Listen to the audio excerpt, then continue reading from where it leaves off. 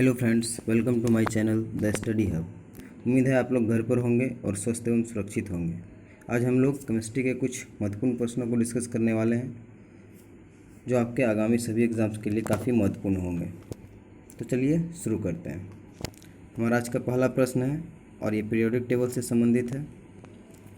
पहला प्रश्न है, तत्वों का सबसे पहला वर्गीकरण किसने किया था? पहला ऑप्शन है लोथर मेयर, दूसरा ऑप्शन है न्यूलैंड्स, तीसरा मेंडलिक, चौथा डोब्रेनर।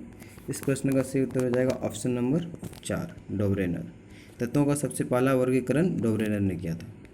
हमारा अगला प्रश्न है, तत्वों के वर्गीकरण से संबंधित त्रिक के नियम का प्रतिपादन किसने किया था? यानी तत्वों के वर्गीकरण से संबंधित त्रिक का नियम, ट्राइड्स जिसको हम लोग बोलते हैं, का प्रतिपादन किसने किया था? पहला ऑप्शन है लोथर मेयर, दूसरा डोब्रेनर, तीसरा मेंडलिक, चौथा ऑप्शन है न्यूलैंड्स। इस प्रश्न का सही उत्तर हो जाएगा ऑप्शन नंबर 2 डोब्रेनर।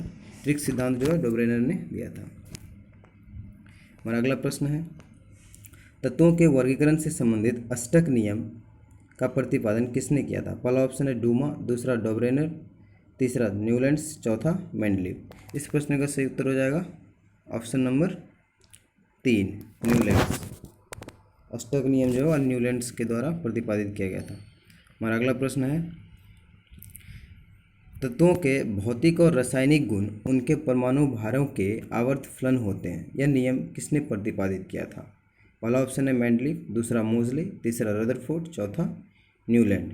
तत्वों के भौतिक और रासायनिक गुण उनके परमाणु भारों के आवर्त फलन होते हैं। इस नियम का प्रतिपादन जो है वह मेंडलीफ ने किया था। ऑप्शन नंबर 1 यहाँ पर सही उत्तर होगा। हमारा अगला प्रश्न है, किस वैज्ञानिक ने सर्वप्रथम आवर्त सारणी का निर्माण किया था?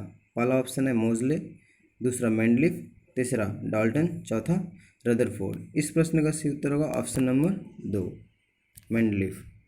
हमारा अगला प्रश्न है, मेंडलीफ की आवर्त सारणी में तत्वों के वर्गीकरण का आधार क्या था?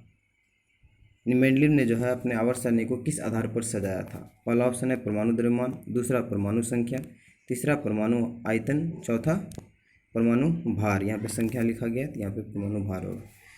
इस प्रश्न का सही उत्तर हो जाएगा ऑप्शन नंबर 1 परमाणु द्रव्यमान। मेंडलीफ ने जो आवर्त सारणी सजाया था वो परमाणु द्रव्यमान के आधार पर सजाया था। हमारा अगला प्रश्न है, आवर्त सारणी के उदग्र स्तंभों को क्या कहा जाता है? आवर्त सारणी के उदग्र स्तंभों को क्या कहते हैं? पहला ऑप्शन आवर्त, दूसरा वर्ग, तीसरा विद्युत रासायनिक क्रम, चौथा अधातु। इस प्रश्न का सही उत्तर होगा ऑप्शन नंबर 2 वर्ग।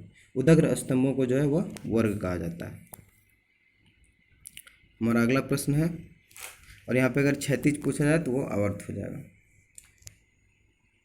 हमारा अगला प्रश्न है, आवर्त सारणी का लंबा रूप निर्भर करता है।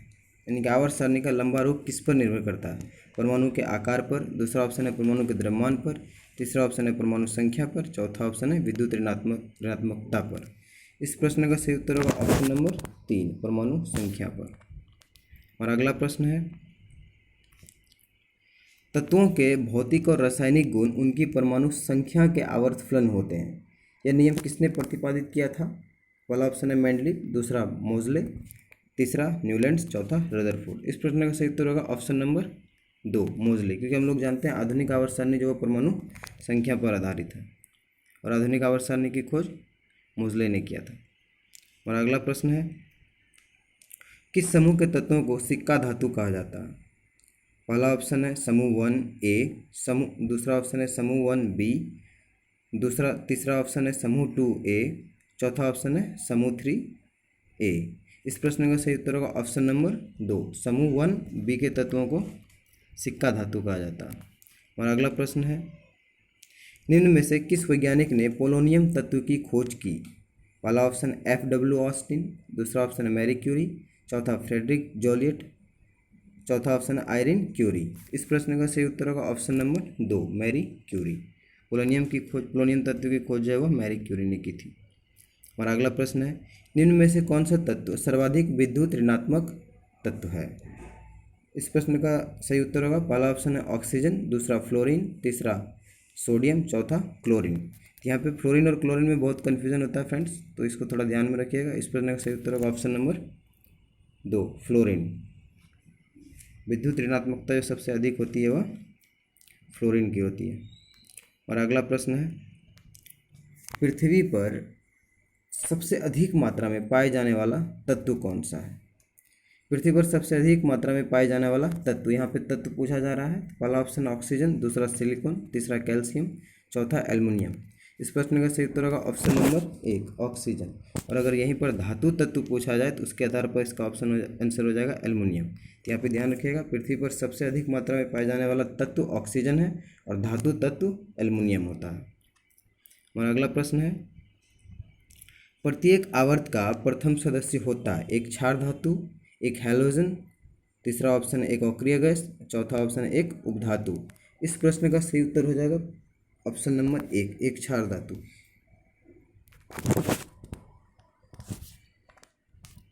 और अगला प्रश्न है, निम्न में से किसमें शून्य इलेक्ट्रॉन सजातीयता होती है? पहला ऑप्शन ऑक्सीजन, दूसरा फ्लोरीन, तीसरा नाइट्रोजन, चौथा नियोन। इस प्रश्न का सही उत्तर होगा ऑप्शन नंबर बी यानी 4 नियोन। और अगला प्रश्न होगा, तीसरे और चौथे समूह के ऑक्साइड का सामान्य गुणधर्म क्या है? पहला है बेसिक यानी अम्लीय, दूसरा है क्षारीय, और दूसरा ऑप्शन है एसिडिक अम्लीय, और तीसरा ऑप्शन है बेसिक और एसिडिक दोनों, चौथा ऑप्शन है उदासीन। इस प्रश्न का सही उत्तर होगा ऑप्शन नंबर 3 बेसिक और एसिडिक दोनों यानी अम्लीय और क्षारीय दोनों प्रकार। हमारा अगला प्रश्न है, आधुनिक आवर्त सारणी के किस समूह में हैलोजन रखा जाता है? पहला ऑप्शन है 16वीं, दूसरा ऑप्शन है 15वीं समूह, तीसरा ऑप्शन है 17वीं समूह, चौथा ऑप्शन है 18वीं समूह। इस प्रश्न का सही उत्तर हो जाएगा ऑप्शन नंबर 3 17वीं समूह को जो है हैलोजन श्रेणी में रखा जाता है, जिसमें कि क्लोरीन ब्रोमीन वगैरह आते हैं। और अगला प्रश्न है, निम्न में से किस तत्व में उच्च आयनीकरण ऊर्जा है? पहला ऑप्शन है सोडियम, दूसरा क्रिप्टॉन, तीसरा आर्गन, चौथा हीलियम। इस प्रश्न का सही उत्तर हो जाएगा ऑप्शन नंबर 4 हीलियम। हीलियम जो है उच्च आयनीकरण ऊर्जा वाला है। और अगला प्रश्न है, सोडियम से क्लोरीन की ओर जाने पर परमाणु का आकार क्या होता है? पहला ऑप्शन घटता है, दूसरा समान रहता है, तीसरा पहले बढ़ता है और फिर घटता है, चौथा ऑप्शन है बढ़ता है। इस प्रश्न का सही उत्तर हो जाएगा ऑप्शन नंबर 1 घटता है। सोडियम से क्लोरीन की ओर जाने पर परमाणु आकार जो है वह घटता है। हमारा अगला प्रश्न है, न्यूलैंड का ऑक्टेव सिद्धांत केवल डैश तक लागू होता है, यानी न्यूलैंड का जो अष्टक नियम है वह किस तत्व तक लागू होता है? इस प्रश्न का पहला ऑप्शन है पोटेशियम, दूसरा सल्फर, तीसरा क्लोरीन, चौथा ऑप्शन है कैल्शियम। इस प्रश्न का सही उत्तर होगा ऑप्शन नंबर 4 कैल्शियम। हमारा अगला प्रश्न है, आधुनिक आवर्त सारणी के किस आवर्त में सबसे कम सेल है? पहला ऑप्शन है 4, दूसरा 3, तीसरा ऑप्शन है 6, चौथा ऑप्शन है 5। इस प्रश्न का इस ऑप्शन के आधार पर इसका आंसर हो जाएगा ऑप्शन नंबर 2 यानी 3। आधुनिक आवर्त सारणी के आवर्त 3 जो संख्या होती है उसमें टोटल 8 सेल होते हैं। हमारा अगला प्रश्न है, जब मेंडलीफ ने अपना काम शुरू किया था तब कितने तत्व ज्ञात थे? पहला ऑप्शन है 66, दूसरा 63, तीसरा ऑप्शन 64, चौथा ऑप्शन है 65। इस प्रश्न का सही उत्तर हो जाएगा ऑप्शन नंबर 2 63। जब मेंडलीफ ने अपना काम शुरू किया था उस टाइम टोटल ज्ञात तत्वों की संख्या 63 थी। और अगला प्रश्न है, किसी भी समान समूह में मौजूद तत्वों का क्या एक समान होता है? पहला ऑप्शन है संयोजी इलेक्ट्रॉन की संख्या, दूसरा परमाणु आकार, तीसरा परमाणु द्रव्यमान संख्या, चौथा ऑप्शन है परमाणु क्रमांक। इस प्रश्न का सही उत्तर हो जाएगा ऑप्शन नंबर 1 संयोजी इलेक्ट्रॉन की संख्या।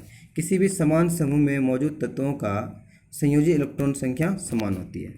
हमारा अगला प्रश्न है, आधुनिक आवर्त सारणी में परमाणु संख्या 58 से 71 वाले तत्वों को क्या कहा जाता है या क्या कहा गया है? पहला ऑप्शन है लेंथेनाइड, दूसरा है अक्रिय गैस, चौथा एक्टिनाइड और तीसरा ऑप्शन है एक्टिनाइड, चौथा ऑप्शन है हैलोजन। तो इस प्रश्न का सही उत्तर हो जाएगा ऑप्शन नंबर 1 लेंथेनाइड। हमारा अगला प्रश्न है, कौन सा तत्व समूह 17 से संबंधित नहीं है, यानी हैलोजन से संबंधित नहीं है? तो इस प्रश्न का पहला ऑप्शन है ब्रोमीन, दूसरा फ्लोरीन, तीसरा आर्गन, चौथा क्लोरीन। इस प्रश्न का सही उत्तर हो जाएगा ऑप्शन नंबर 3 आर्गन, क्योंकि आर्गन एक अक्रिय गैस और ये 18वें समूह से संबंधित है। बाकी तीनों ब्रोमीन, फ्लोरीन, क्लोरीन ये सारे 17वें समूह से संबंधित है। हमारा अगला प्रश्न है, निम्न में से कौन सी निष्क्रिय गैस के बाहरी कक्षा में केवल 2 इलेक्ट्रॉन होते हैं? पहला ऑप्शन है हीलियम, दूसरा आर्गन, तीसरा नियोन, चौथा क्रिप्टॉन। इस प्रश्न का सही उत्तर हो जाएगा ऑप्शन नंबर हीलियम। हीलियम के जो बाहरी कक्षा में वो केवल 2 इलेक्ट्रॉन होते हैं। हमारा अगला प्रश्न है, निम्न में से किस वैज्ञानिक का आधुनिक आवर्त सारणी के निर्माण में योगदान नहीं है? ये बहुत ही महत्वपूर्ण प्रश्न है फ्रेंड्स, थोड़ा ध्यान दीजिएगा इस पर। पहला ऑप्शन है डेमोक्रिटस, दूसरा ऑप्शन जॉन न्यूलैंड्स, तीसरा है जोहान वोल्फागैंग, चौथा ऑप्शन है हेनरी मॉजले। इसमें आप लोग ऑप्शन नंबर 1 और 3 में कंफ्यूज करते हैं, तो इस प्रश्न का सही उत्तर होगा ऑप्शन नंबर 1 डेमोक्रिटस। इसका जो है आवर्त सारणी में कोई भी योगदान नहीं है, बाकी इन तीनों का योगदान है। और अगला प्रश्न है, किस वैज्ञानिक ने सुझाव दिया था कि तत्वों के प्रतीकों का निर्माण तत्व के नाम के 1 या 2 अक्षरों से किया जा सकता है? यानी कोई भी तत्व है उसके नाम का पहले 1 या 2 अक्षरों से उसका पहचान किया जा सकता है। तो इसका पहला ऑप्शन है डेमोक्रिटस, दूसरा लेवोजियर, तीसरा वर्जेलियस, चौथा डाल्टन। इस प्रश्न का सही उत्तर होगा ऑप्शन नंबर 3 वर्जेलियस। वर्जेलियस ने यह सुझाव दिया था कि तत्वों के प्रतीकों का निर्माण तत्व के नाम के 1 या 2 अक्षरों से किया जा सकता है। हमारा अगला प्रश्न है, हाइड्रोजन का इलेक्ट्रॉनिक विन्यास निम्न में से किसके समान होता है? पहला ऑप्शन है हैलोजेंस, दूसरा क्षारीय मृदा धातुओं से, तीसरा ऑप्शन है क्षारीय धातुओं से, चौथा ऑप्शन है अक्रिय गैसों से। इस प्रश्न का सही उत्तर हो जाएगा ऑप्शन नंबर 3 क्षारीय धातुओं से। हमारा अगला प्रश्न है, और ये इस वीडियो का अंतिम प्रश्न है, आधुनिक आवर्त सारणी में कितने उपधातुएं हैं? पहला ऑप्शन है 7, दूसरा 5, तीसरा 4, चौथा 6। तो इस प्रश्न का सही उत्तर हो जाएगा ऑप्शन नंबर 4 6। ये थे हमारे केमिस्ट्री के कुछ पीरियोडिक टेबल से 30 महत्वपूर्ण प्रश्न। इसी तरह के प्रश्नों का प्रतिदिन टॉपिक वाइज अभ्यास करने के लिए हमारे चैनल द स्टडी हब को सब्सक्राइब करें। अगर हमारी वीडियो आपको पसंद आई हो तो शेयर करें, लाइक करें। जय हिंद, जय भारत।